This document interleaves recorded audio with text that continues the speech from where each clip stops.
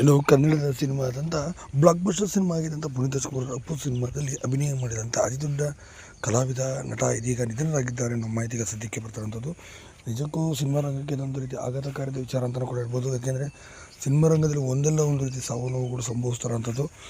ಅದರಲ್ಲೂ ಕೂಡ ಹೃದಯಾಘಾತದಿಂದ ಮತ್ತು ವಯಸ್ಸಿನ ಕಾರಣದಿಂದ ಕೂಡ ಬಳಲ್ತಿರೋರು ಕೆಲವರು. ಇನ್ನು ಕನ್ನಡದ ಸುಮಾರು 500ಕ್ಕೂ ಅಧಿಕ ಸಿನಿಮಾಗಳಲ್ಲಿ ಅಭಿನಯಿಸಿದಂಥ ವಿಲನ್ ಆಗಿ ಪೋಷಕ ಪಾತ್ರಗಳಲ್ಲಿ ಅಭಿನಯಿಸಿದಂಥ ಅತಿದೊಡ್ಡ ಕಲಾವಿದ ನಟ ಸತ್ಯಜಿತ್ ಅವರು ಇದೀಗ ಕೊನೆಯುಸಿರೆಳೆದಿರುವಂಥದ್ದು. ಅಪ್ಪು ಸಿನಿಮಾದಲ್ಲಿ ಪೊಲೀಸ್ ಪಾತ್ರದಲ್ಲಿ ಮಾಡೋದ್ರ ಮೂಲಕ ಮತ್ತು ಕಾಮಿಡಿಯನ್ ಪಾತ್ರದಲ್ಲೂ ಕೂಡ ಅವರು ಅಭಿನಯ ಮಾಡಿದರು ಮತ್ತು ಆಕಾಶ್ ಸಿನಿಮಾದಲ್ಲಿ ಪ್ರಮುಖವಾಗಿ ವಿಲನ್ ಆಗಿ ಪುನೀತ್ ರಾಜ್ಕುಮಾರ್ ಅವರು ಆಪೋಸಿಟ್ ಆಗಿ ಕೂಡ ವಿಲನ್ ಆಗಿ ಕೂಡ ಮಾಡಿದರು. ಇಂಥ ಅತಿದೊಡ್ಡ ಕಲಾವಿದ ಸತ್ಯಜಿತ್ ಅವರು ಇದೀಗ ಕೊನೆಯುಸಿರೆಳೆದಿದ್ದಾರೆ ವಯಸ್ಸಾದ ಕಾಯಿಲೆಯಿಂದ ಮತ್ತು ತೀವ್ರವಾದ ಆರ್ಥಿಕ ಸಮಸ್ಯೆಗಳಿಂದ ಕೂಡ ಬಳಲ್ತಿದ್ದು ಅಂತ ಹೇಳಲಾಗುತ್ತೆ.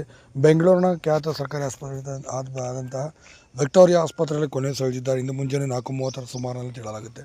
ಇಡೀ ಚಿತ್ರರಂಗವೇ ಇವರ ಸಾವಿಗೆ ಕಂಬನಿ ಮಿಡಿದಿದೆ ಅಂತಲೇ ಹೇಳ್ಬೋದು. ಇನ್ನೂ ನಟ ಅಭಿಜಿತ್ ಇರ್ಬೋದು, ಪುನೀತ್ ರಾಜ್ಕುಮಾರ್, ಡಾಕ್ಟರ್ ರಾಜ್ಕುಮಾರ್, ಶಿವರಾಜ್ಕುಮಾರ್ ಅಂತ ದೊಡ್ಡ ನಟರೊಂದಿಗೆ ಇವರು ಸ್ಕ್ರೀನ್ ಶೇರ್ ಮಾಡಿದಂಥ ಹೆಗ್ಗಳಿಕೆ ಕೂಡ